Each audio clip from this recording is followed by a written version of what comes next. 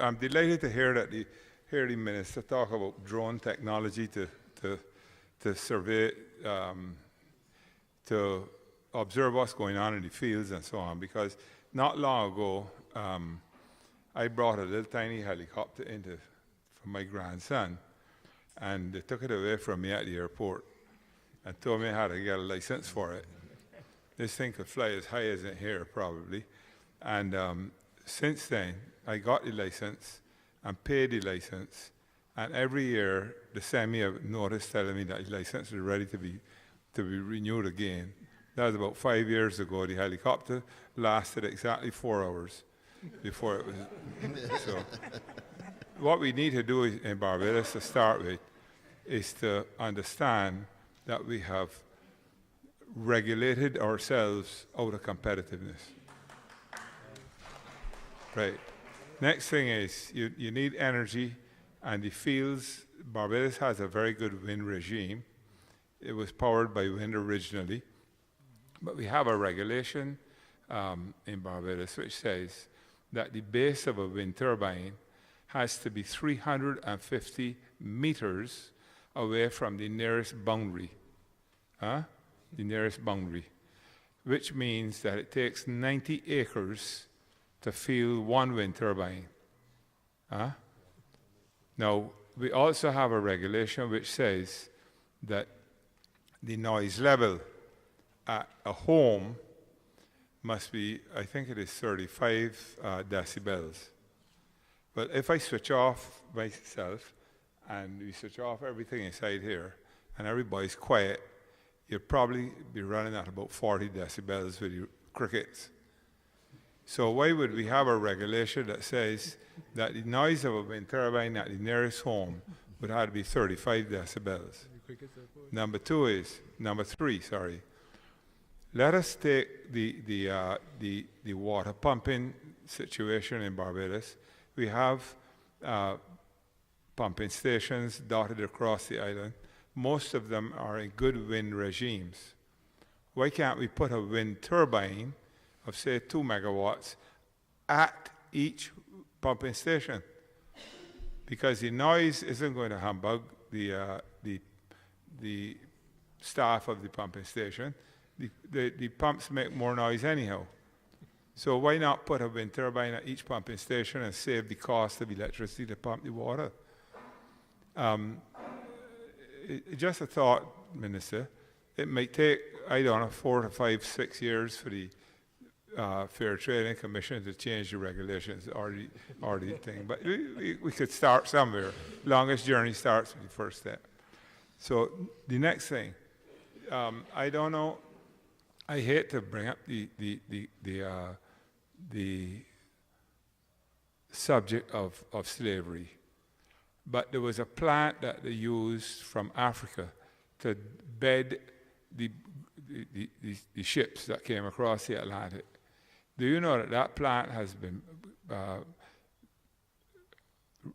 tell you, I am not an agriculturist, so I don't know. I have to listen to wise people. Recently, I decided, got involved with greenhouses at Foursquare. I didn't know anything about it. So I brought in a gentleman called Dr. Santiago, who is a famous agriculturist. And he's a plant breeder, and he's also a fish breeder. Very, very brilliant man. Brilliant man. And he spent a week with me and so on, taught me a lot of stuff. He said that they brought this plant here, and it is called Crotolea junica, Juncea. You know it? Right. Yeah. But this plant has been redeveloped, apparently. You could call it sun hemp as well, sun hemp.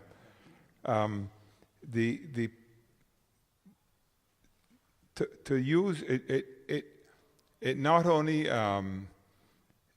grows rapidly, it produces a flower which encourages pollination and so on with bees, and it also kills nematodes in the soil and puts nitrogen back into the soil. He described it as the ideal plant for pastures for feeding cattle. The increase in yields could go up 50 to 100%, double for cattle in Barbados. Now, so I wanted to know where we could get the varieties, the seeds, and so on from. I'm a very practical person, so I brought along the website, www.tropseeds.com, T-R-O-P seeds, one word. And you can get the seeds from there for all these different plants and so on, which we are planning to experiment with at Foursquare and Grove and that sort of thing. So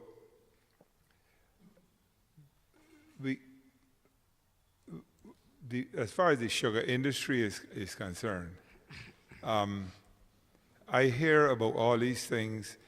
Could you tell me, Mr. Simpson, what price for electricity did you base your assumptions on? 320 per. What? 320 per megawatt hour. 32 cents a kilowatt hour. 2 cents per kilowatt. 32 cents. Yeah. U.S. or Barbados? Barbados per kilowatt 32 hour. cents, and that makes it viable. Yeah. I'm happy to hear that. It's because the base load, solar will be a little bit more because you're putting in infrastructure. But Yeah. So. Well, I'm happy to hear that you can produce it for 32 cents per kilowatt hour. We'll have a good go at doing that. And how much has the sugar factory at Portville sold to the grid in the last crop season? It is no longer connected to the grid. It uses internally the energy that it generates. So right now we are not producing any electricity at all for the grid. Not to the grid. So it has the capability of probably putting about 1 or 2 megawatts, but because they use low efficient boilers in the system. So what you're saying is that you are projecting that within what time will we reach this huge 50 megawatts? 6 years. From zero, huh? As I said, we are producing 4 point internally, and that is satisfying. But the bagasse that can do up to 11. Where is the bagasse stored now? The bagasse is stored they have a shed that will carry over some. And that would carry, 50,000 tons, you said? They use traditional sugar industries right now that don't generate it for electricity, unlike, say, Mauritius. Mauritius generates 32% of its electricity in the sugar sector. Right. And what they do is, during the crop season, they will use the bagasse, the outer crop, they will use coal. Right. What industries are now looking at is, rather than the coal going the way of the dinosaur, what can we do to generate year-round? And it is additional biomass that they're looking at as the basis for that year-round possibility. Right. So I heard at one stage you were using River Tamarind. Right. Between River Tamarind, the same fuel cane, energy cane, all of those are possibilities. And the energy cane will grow year-round? Year-round.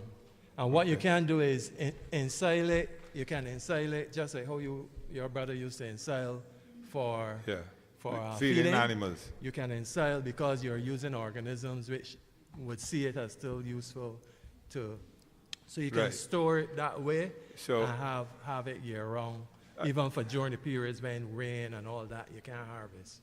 So those are the kind of techniques that are used. Well, the engineers here need to start thinking hard and working hard to get from zero, to 50 megawatts. In, I hope, this is a 5-year or 10-year period. And I hear the sugarcane farmers saying that they can't start the crop unless they get paid. Yeah. Is there a plan to pay them, or are we dreaming? I don't know. I don't believe in dreaming in Technicolor. But if you want a very big building to store the bagasse, I can play it. Thank you very much. I know.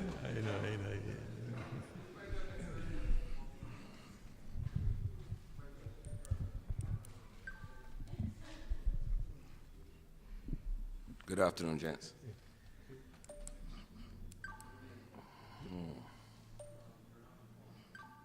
Okay, I'm here to speak as the Vice President of the Barbados Unmanned Aerial Systems Association, and as well as a consultant in security. Now, I want to address two things: the security against pre-deal larceny and the technology that can be implemented using drones in terms of something called crop analysis.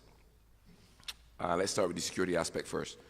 As a private contractor, I have had some discussion with a number of agricultural entities here who are interested in reducing their losses from pre-deal larceny.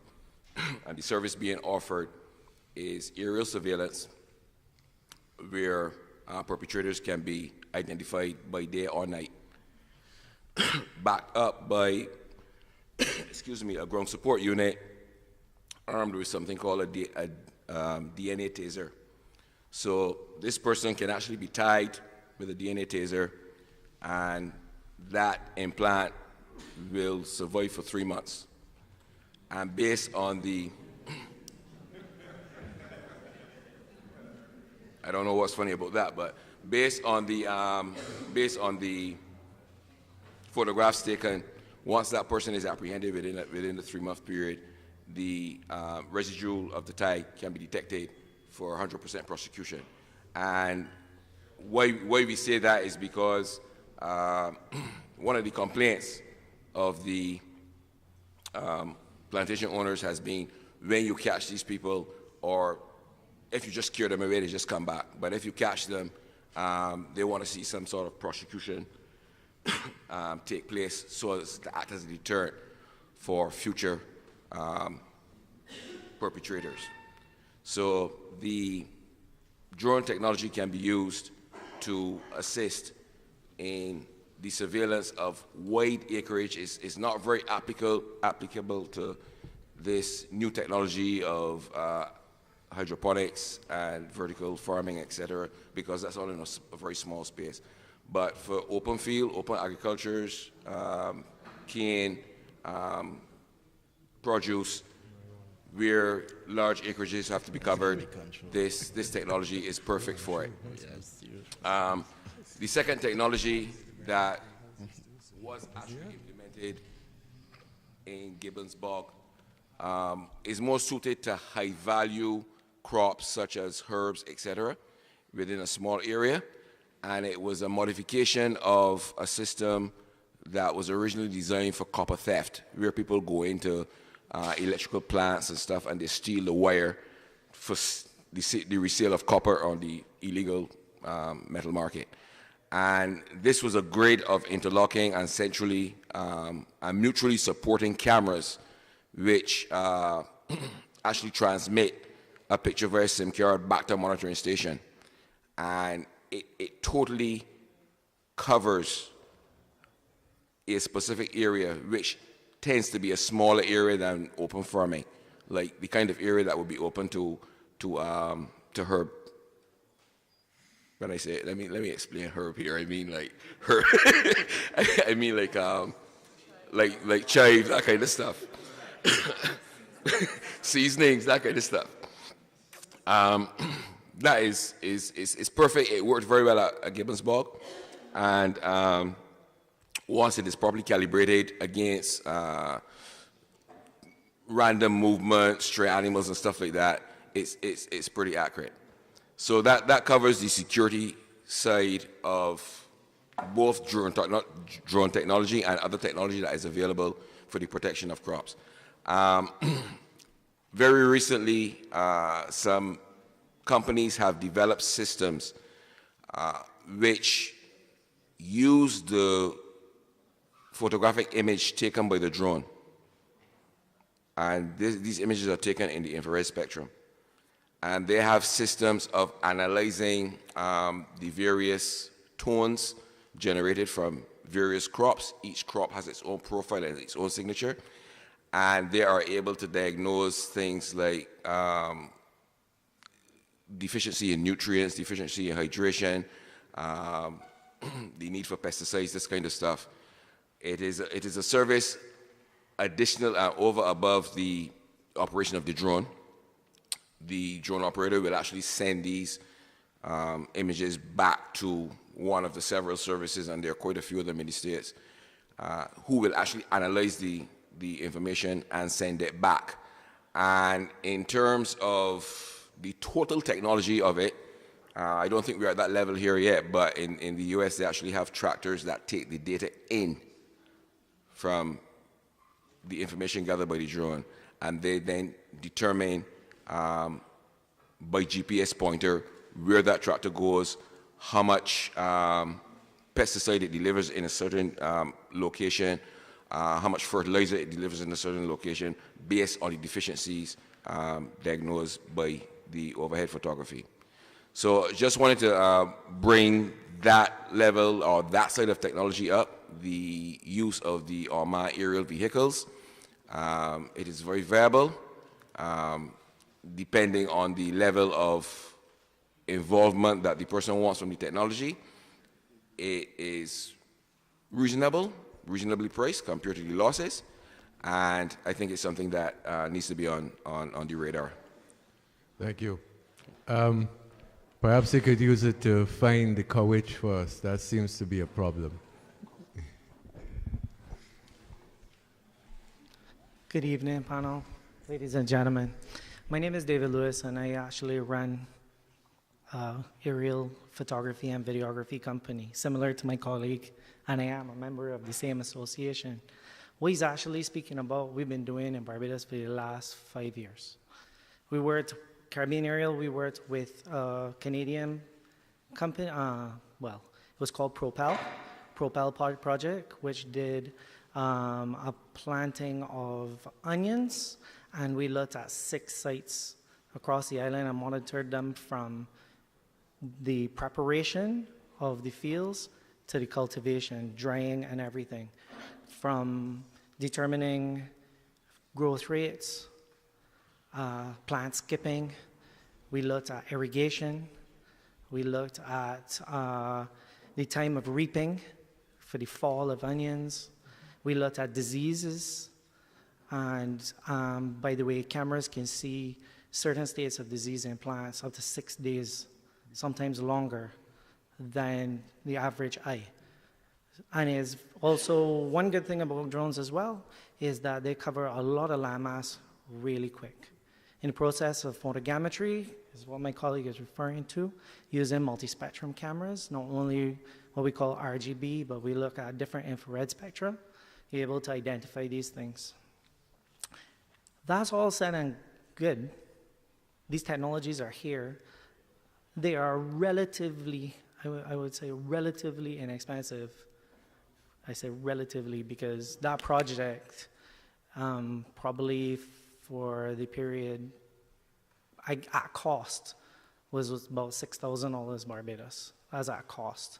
So for it to become more viable, more people are going to have to sign on, and we will have to have the input of government and the understanding of government, which, again, with all due respect to the new government, so far is now 3 years that we've been having major issues with getting access to new technology, improving on our technology via imports.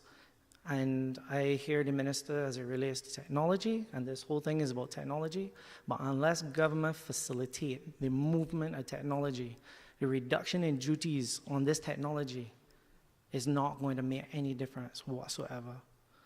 Because technology is going to drive the energy field. One of the biggest disadvantages in Barbados, right, is our economy of scale. I think that's how to put it. So if your electricity bill is all the way out here, you cannot be viable in a market. And getting people to understand that when I have to pay, what is it, $6, $12 for 4 tomatoes is ridiculous, right? Done. Fair enough. But that again is itself. But And technology with energy, technology, we haven't even looked at water and water resources and how we're going to provide those. If they're coming from desal, they're all technology driven and they're all energy driven. So we have to look at that. And Mr. Williams alluded to the renewal process with your little helicopter, right?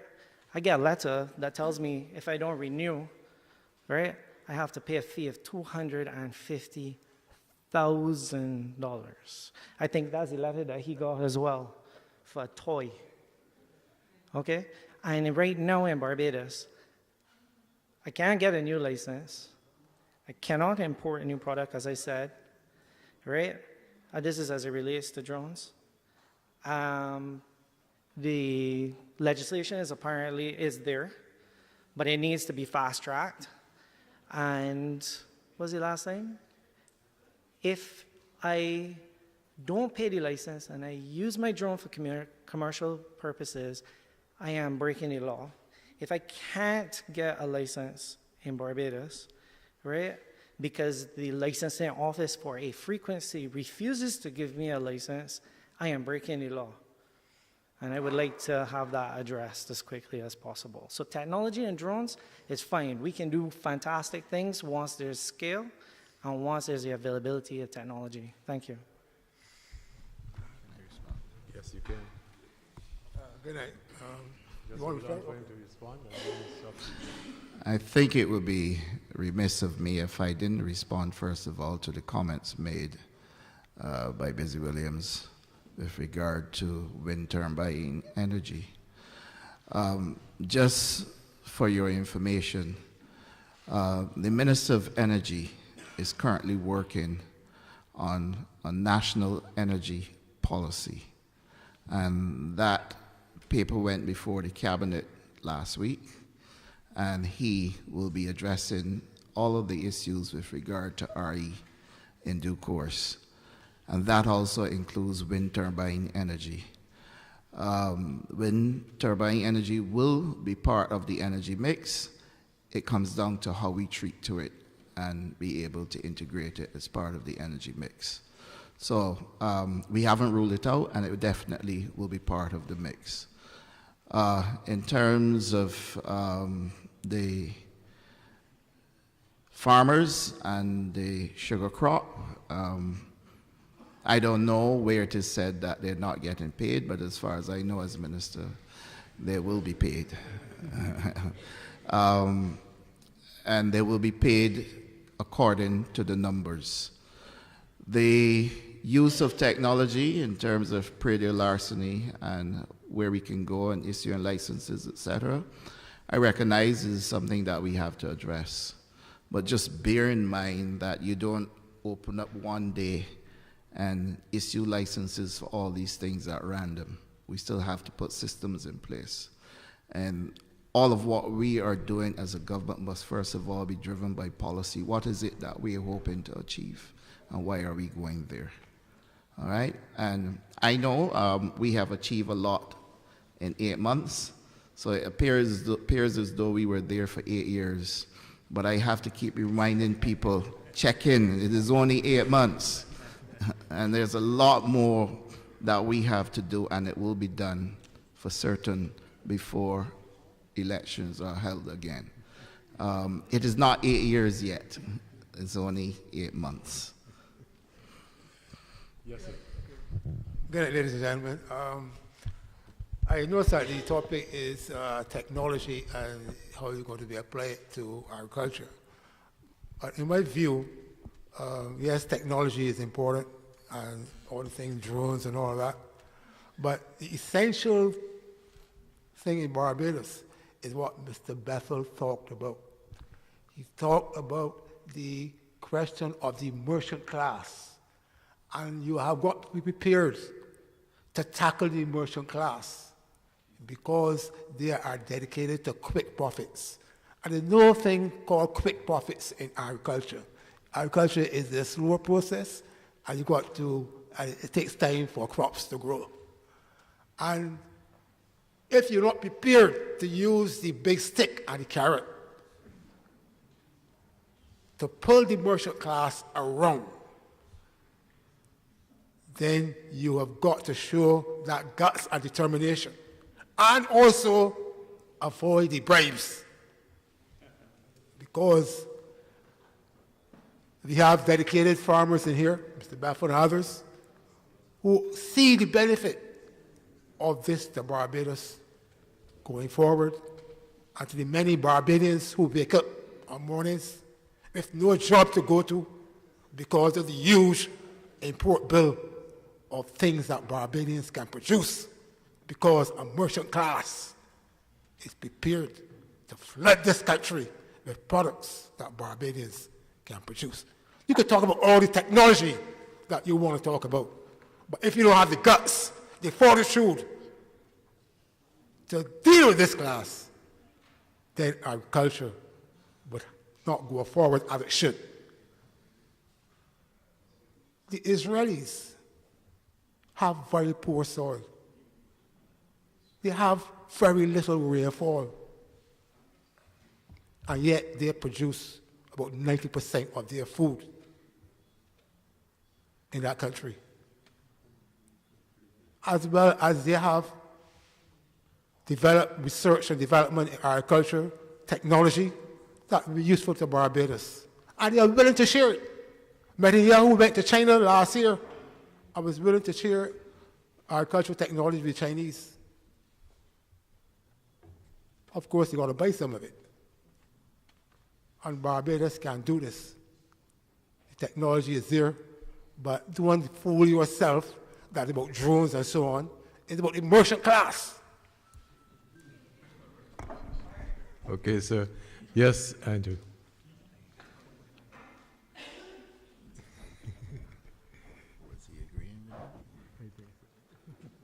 Good evening to the panel. I've not come to do a marketing pitch. I want to challenge the panel with the eminent knowledge we have there. I apologize. As an engineer, I think logically, but I often realize logic doesn't apply to a lot of things in life. But I'm still guided by logic. Now, in my observation, just my observation, you have the farming community and you have markets, and there's a gap. How do you connect the farmer with the market? I think that's one of the biggest weaknesses in the whole setup. We heard tonight about the technology. Everybody have the technology, but I'm not hearing how you connect the farmer to the market.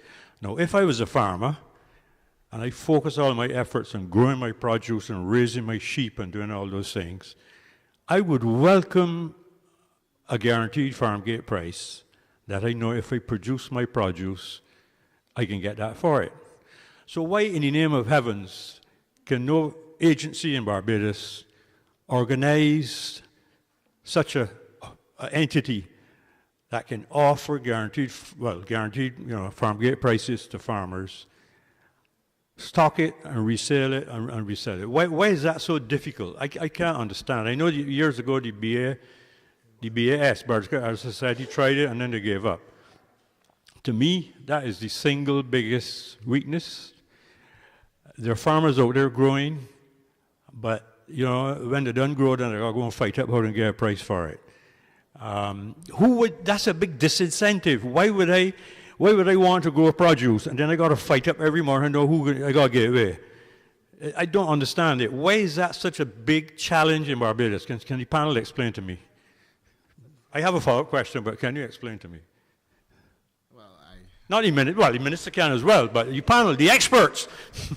Well, I will not pretend to be the expert, but what I would want to do is reiterate what I said in my presentation, and that is that we are working towards a system through the BADMC with the farmers, where we are taking a number of things into consideration in the project we're doing. One, addressing government procurement practices, securing through the school feeding program, through the polyclinics, the hospital, all government entities, and working with the distributors, because we have to have them on board. I will not sit here and fool anyone that any government can create a program that excludes people who are already making a living and employing people. But what we need to do is to systematically create a strategy where everybody gets a chance to participate and be informed. And that's what I mentioned when I said there will be apps developed to put that information right out there to the public so that we not only just give them a chance to grow, but create the markets for them. And that the produce that is coming from the program will be packaged and handled through the BADMC, through the same markets that I have identified. So we have already gone there. It's just a matter of execution. And when I say a matter of execution, I just want to repeat. After 8 months and getting there, don't treat it like 8 years. All right? We will be delivering. And farmers, and I dare say to you that it's not the government's own responsibility. It's not solely the government. All right? We are going to put in the enabling environment. We are going to put in the training. We're going to provide the opportunity for the apps to be developed by young people. They're going to get there far quicker than any of us. All right? But the farmers themselves also have a role to play. And when I say they have a role to play, I talk about the security of farms as well. I talk also about investing in making sure that yields are kept up. And I also am talking about how they seek to see it as a business opportunity where they go the full distance. Full distance mean exploration of things like agro-processing and all the other things that are available in agriculture, because we can't have all fresh food. That's our reality. We will not have all fresh foods. And people have to start becoming creative, just like we are doing with the Carametas brand. You can now get a porridge from sweet potato. You can get flour from cassava. So these are opportunities that are available, and markets certainly will be developed when we start to then create the niche that is required. Thank you, Mr. Minister. If you achieve that in your first term, I take my hat off to you, and you would be very deserving of congratulations. The other panelists who care to comment on my challenge? Andrew, I've been representing farmers now for 40, probably nearly, I can't date myself, about 50 years. Oh, yeah. Mm-hmm. And I would love to be able to grow produce and be able to sell it, because my job is in the field. Precisely. That's exactly the point I'm making. But the marketing and the connection, as you said, has to be a holistic exercise with everybody involved. Mm-hmm. And this is, we start, the minister here now will start and we'll do his bit, and then he goes on to somebody else comes in, and the whole thing gets lost. But the farmer, I support the minister, the farmers have a role to play. When I was chairman of the BAS, I asked the merchant class that we criticized, the same gentleman that was awarded knighthood, would you be interested in distributing sweet potatoes to the country shops? That is when we had a lot of country shops, and the wholesalers would carry sweet potatoes on our produce. Mm-hmm. I said, if we put them in a 50-pound bag, and you could get them out to the farmers, the shops. They said, yeah. But we negotiated on a price. The farmer would get so much. The BAS bought from the farmer. Correct. Who sold to the wholesaler, who sold to the retailer. But what they said, but make sure the farmers don't go and sell direct to who we selling to. I said, no. So we called them in, and we started. Monday, the project worked well. Stuff went in and went out. Stuff went to the country shops. Tuesday, it did so. Wednesday, a big truck comes in. Big load of sweet potatoes. There's an old fellow driving, right? He wasn't too pretty, but he could drive. I said, boss, these potatoes here, who are these for? Well, Skipper, they show me this piece of paper and they tell me carry some at you, carry some at certain supermarket, and carry some at certain supermarket. I said, what price? He said, they tell me all is the same price. The program finished the same day. Correct. Killed by the farmers. I also went out and negotiate for farmers on onion pricing. It's a free market, right? Huh? That's why you call it a free market. Free market. we control market. We negotiated a price for farmers to try and get for the onions. Uh-huh. I remember the discussion. It started at 11:30. I left the BMC at 5:30 evening. I was the only one left standing. And I called the then minister, Warwick Franklin, as a minister. We're separated by 50 cents, which is a big amount for the farmers, but not a big amount for the beer. He said, but what else? I don't want to use the term he used. I mean, I will speak to him. So next morning, we got the price. It held for 2 days. And the same farmers that I fought for turned around and then started selling direct because they were producing more than what they could distribute. Therefore, that attitude was something better than nothing. And unfortunately, we have the same situation developing right now. So what is that is true. That's the heart of the problem. What? Farmers? The disconnect between There's farming a disconnect. and marketing. Yes, there is. But there are You're only reinforcing what I thought. But there are a lot of players involved, and the government has a role to play. The farmers have a role to play. Yeah, and as the minister quite rightly said, the people who import have a role to play. Look, you know, it's a serious business we're talking about. I had a gentleman call me in my other capacity, and he wanted to identify himself. As he called me, I knew who he was dealing with. He's called a lot of plain to farmers in Barbados. He said, but I am only a small importer of fruit and vegetables, you know. I only import $32 million a year. I'm a small importer. 32 million. 32 million. Okay. Yeah. So yeah. that is what we're faced with. I know there are challenges, but it is an important question, I think. I have one other question just to leave you with, Mr. Minister. I happen to be involved in a project that studied for the BADMC, the development of river plantations as a viable farming operation. And I thought it was a good project, and it's a low-hanging fruit. And I would like to encourage the minister to pick the low-hanging fruit. My hands are on Just before we take your comment, which I think will be the last one, Andrew, I just want to make a comment to you as well, to add to what the minister and Patrick had to say. And it is called advertising to change our people's taste. And that's where the media comes in.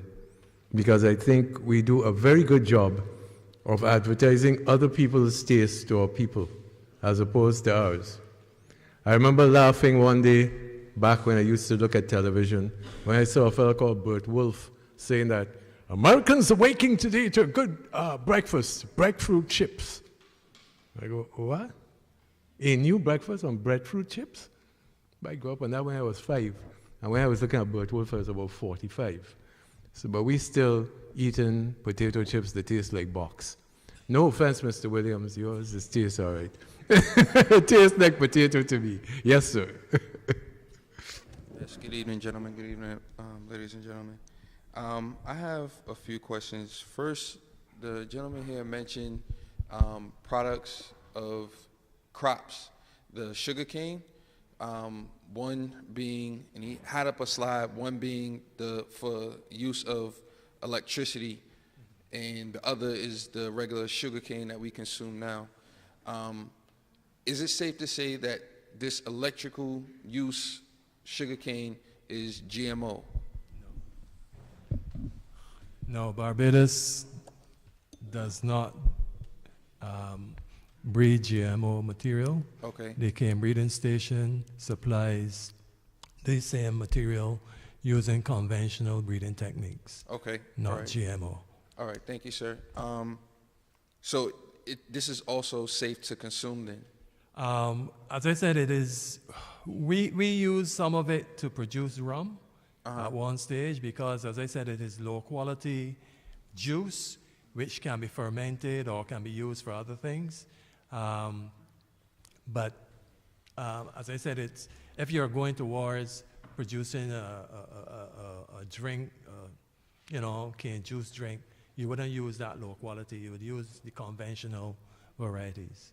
Okay. The reason why I asked the question is when you know about people going in cane fields and just taking up cane and stealing and things like that, if they happen to butt up on this electrical use cane field, I just want to know. They will tell the difference in a short space of time. The level of fiber alone will tell them that this is something you want to. All right. Additionally, you made mention of a projected production of 31.2 megawatts by 2026 if this crop is implemented, possibly, right? My question is, for those of us who don't understand big numbers like that, how does that translate to household usage? Okay. That would represent average household 230 or so, probably about 60,000 households supply. For how long? Year round. Thank you, sir. Sure. You just touched on it. The question of changing people's taste. We have a generations of Barbadians, young Barbadians, that have lost and are losing the taste for what we call ground provisions. And we have to work to get it back in vogue, okay?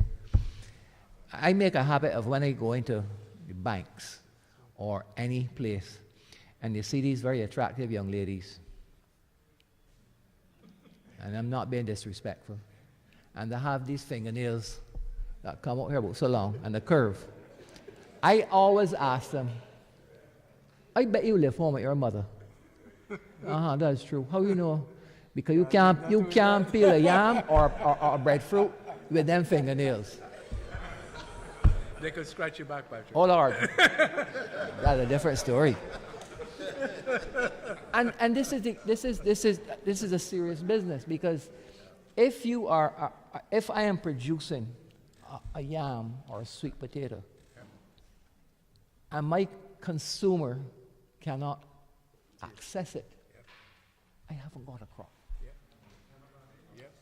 It's just like the old time days when we grew yams and we were growing yams at 10 and 15 pounds, because you got a big family and one yam will cook and feed the whole family 2 meals. Now I used to sell yams in bags, 20-pound bags, and I had to start packaging them, right? The lady came in one day, she said, but I only want yam, but so big. It's only me and my husband. I said, yes, ma'am. She said, I want the soil on it, I said, ma'am, you want a manga, growing in the ground. But she was raising a very valid point, because the convenience of, and this is where the point, the convenience of her, the young lady there, my minister's friend, associate, media, oh sorry. I bet you when you go home now, if I was to give you a big yam of potato, you can say, I ain't got time for that. But if I gave you that sweet potato, or you can't do it sweet, but say yams, shrink packed, sliced, peeled. And you bring the water, you boil, you drop it in, you go in the bath, you come back out, look there, the yam ready. You're going to eat yam. But so that is where we have to go with our technology. So in addition, the minister touched on it about we still need feed crops. But we have to take it to the next stage. Now, I just want to touch on one subject that has recurred since I've been farming with a recurrent decimal. It's a question of processing gluts and surpluses. It does not happen in a developed country. The vegetables that you normally grow for fresh market are not suitable in many cases for processing. The late Dr. Chandler and myself in the early 80s, we visited several processing facilities in the eastern United States, and to sort of find out what is revolved. And it was all market driven. The market required 100 cases of a particular pea or bean, and they worked back. And they went out to the farmer and the processor and then said, I'm going to supply with the variety, I'm going to supply with everything.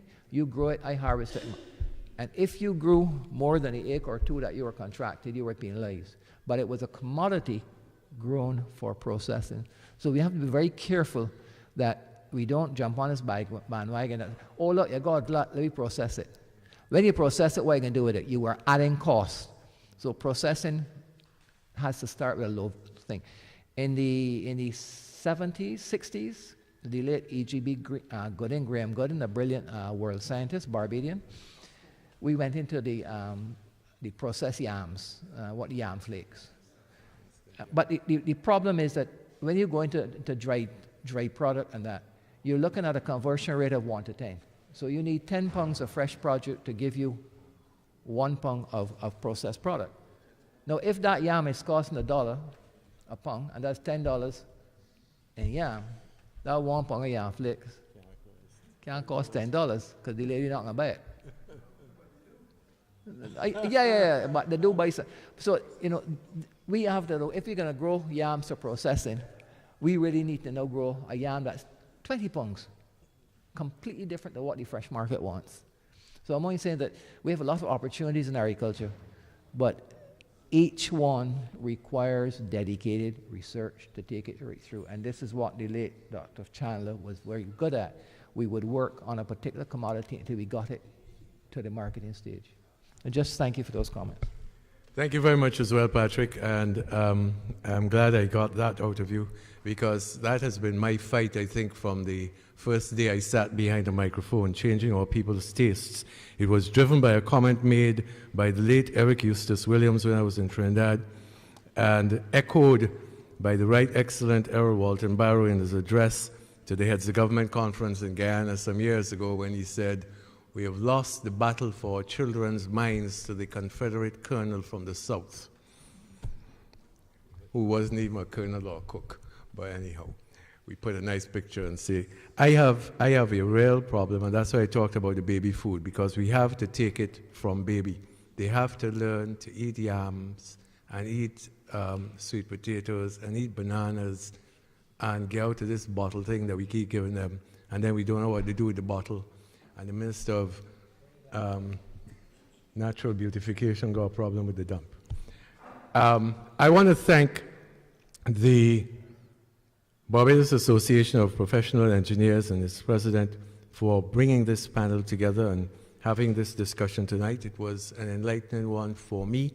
I thank you in particular, Patrick, for taking us back through history and re-energizing me in the job that I think I have to do, because I control a microphone from time to time, to bring this type of information to the public.